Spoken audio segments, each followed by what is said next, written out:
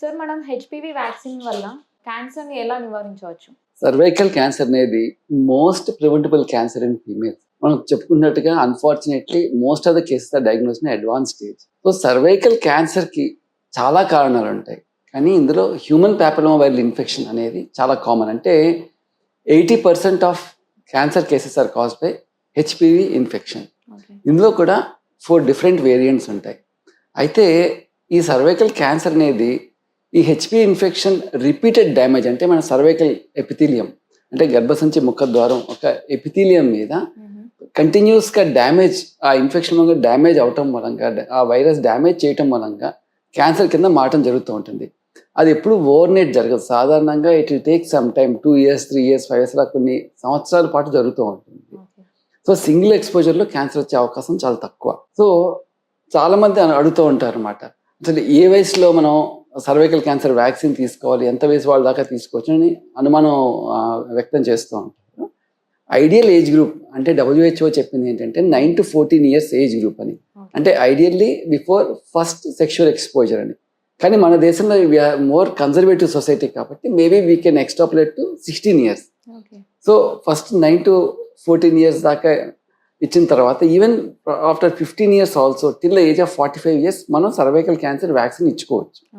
దీనికి కారణం ఏంటంటే సింగిల్ ఎక్స్పోజర్. ఒకవేళ అంటే చాలా మంది అడుగుతారు పెళ్ళైన వాళ్ళు తీసుకోవచ్చా, ఉపయోగం ఏంటి అనేసి. అంటే ఈవెన్ సింగిల్ ఎక్స్పోజర్ అయినా కూడా సర్వైకల్ క్యాన్సర్ వ్యాక్సిన్ ఇస్తే ఫ్యూచర్లో ఫర్దర్ డ్యామేజ్ జరగకుండా అవుతుంది. అలాగే ఇందాక చెప్పినట్టుగా హ్యూమన్ ప్యాపిలోమా వైరస్ కి 4 డిఫరెంట్ వేరియంట్స్ ఉంటాయి. సో ఒక వేరియంట్ కి ఎక్స్పోజ్ అయినా కూడా తక్కిన 3 వేరియంట్స్ నుంచి మనకి ప్రొటెక్షన్ లభిస్తుంది.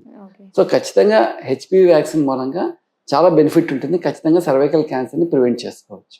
సో సార్ మనకి కామన్ గా వ్యాక్సిన్స్ ఏమేమి అవైలబుల్ ఉన్నాయి? ఇందాక చెప్పినట్టుగా హ్యూమన్ ప్యాపిలోమా వైరస్ కి 4 డిఫరెంట్ వేరియంట్స్ ఉంటాయి. అలాగే హెచ్పివి వ్యాక్సిన్స్ లో కూడా క్వాడ్రివాలెంట్ వ్యాక్సిన్స్ ఉంటాయి. అంటే ఈ 4 వేరియంట్స్ ని కంబాట్ చేయడానికి యూజ్ అయ్యే వ్యాక్సిన్. ఒకప్పుడు బైవాలెంట్ వ్యాక్సిన్స్ ఉండేవి, కానీ ఇప్పుడు క్వాడ్రివాలెంట్ వ్యాక్సిన్స్ అనేవి చాలా కామన్ గా దొరుకుతున్నాయి. మన దేశంలో సర్వైరిక్స్ అని, అంటే మన ఇండియాలో తయారు చేసిన మన ఓన్ ప్రోడక్ట్ అవైలబుల్ గా ఉంది. అలాగే గార్డిసిల్ అనే వ్యాక్సిన్ కూడా అవైలబుల్ గా ఉంది. సో ఈ వ్యాక్సినేషన్ ఎలా యూజ్ చేయాలో చెప్తాను.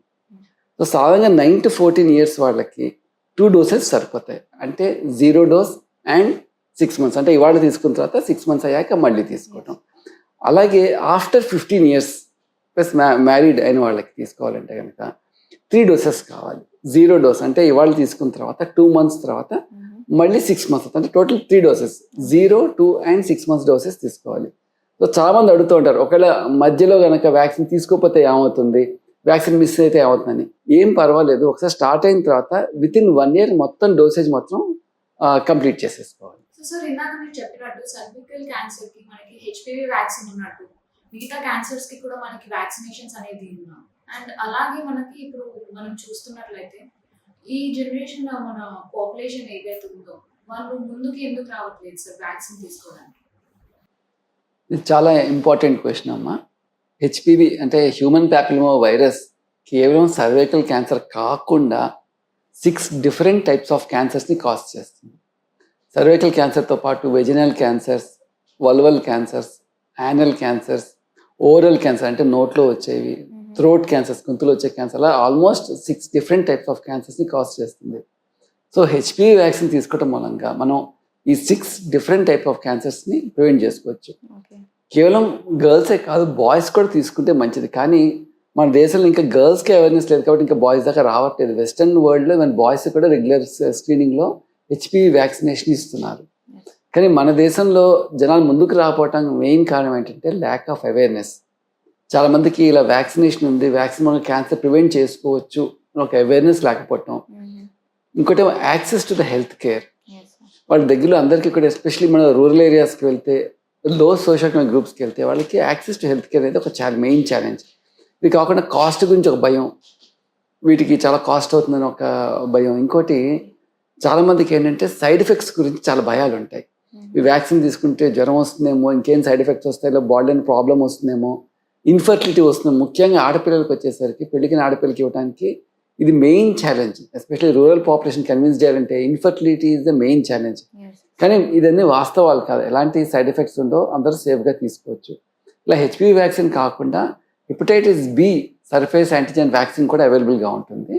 దాని మూలంగా హెపటైటిస్ బి వైరస్ ఇన్ఫెక్షన్ అలాగే లివర్ క్యాన్సర్ హెపటోసెల్యులర్ కార్సినోమా కూడా ప్రివెంట్ చేసుకోవచ్చు.